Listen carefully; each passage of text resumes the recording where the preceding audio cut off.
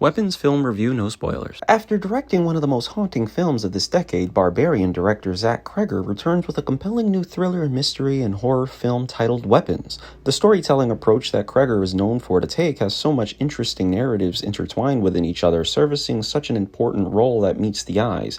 Seeing the breadcrumbs spread throughout this film, you start giving into its twisted spell. Upon rewatch, there is so much bread in these crumbs as well. The hypnotization is unsettling cinematic visuals, ensuring the viewer remains completely immersive in its ambitious, haunting craft by design. Or at least I was. I don't think I blinked much watching this. Hell, I can't even fall asleep past 2:17 anymore. And why that time frame to be exact? Well, that's where we get into the plot of this. So at 2:17, every child from Mrs. Grandy's class woke up, got out of bed, went downstairs, opened the front door, walked into the dark, and never came back. That's your plot. It's so direct, so upfront, confident in its craft to just get right into the point from the very start. You get a lot of narration going on. Usually it doesn't work as it is a lot of exposition, but in this situation it worked very well in its favor, and it provided a very mysterious introduction. Predictability, not so much. Sure, you might be able to draw some lines and correctly assume the end results that could be, but even in its nook and crannies, refreshingly shattered frames of illusions are make it nearly impossible to ignore when you have cinematography this focus grabbing you from the soul. From emotionally moving performances, it begins quite clear and evident in the sense of understanding on how these heavy themes are executed and what they mean.